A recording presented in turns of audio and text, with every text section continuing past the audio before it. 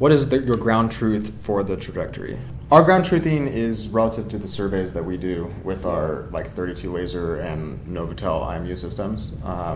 So we basically can do surveys and then measure our ground truth as that survey. And then based on the coordinate system that we're on, relate that to the actual ground truth.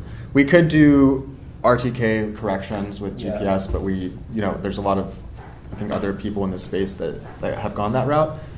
If we were to get a ground truth from the actual environment, we'd probably have to go that route. But thus far, we are more so concerned with the relative relationship of our maps to the real world, which we're able to do using our vectors that we ultimately draw on our maps and our semantics from that.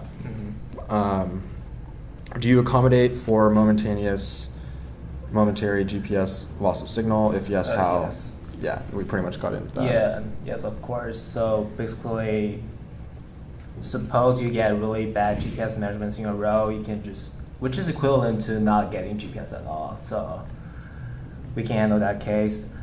And the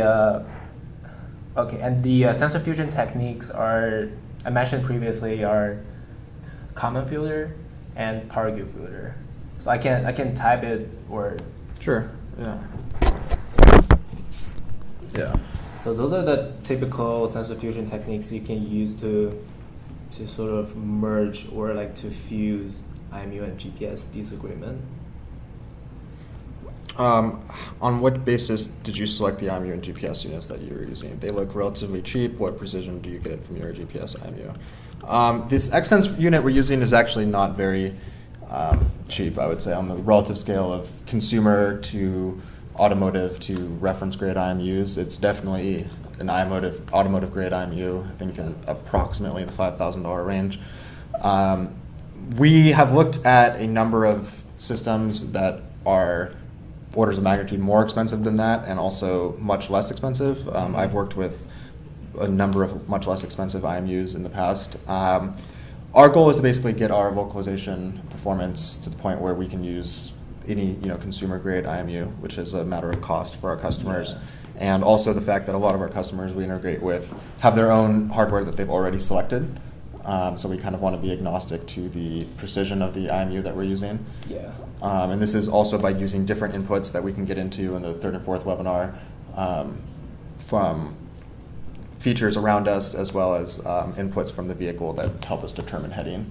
Yeah, and also if we put more work into sensor fusion, we can probably get the system working with even cheaper IMU.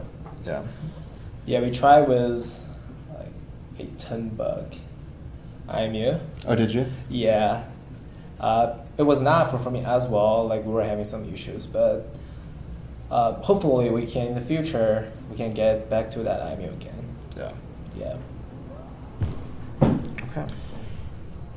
Also, the purpose of using IMU and GPS is to get a preliminary SBET to register a point cloud.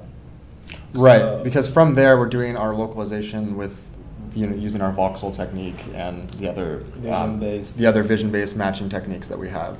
So like Jian said, it's more so to get an estimated trajectory rather than a precise trajectory which is maybe where our approach might differ from some others and how IMUs are traditionally used in that sense.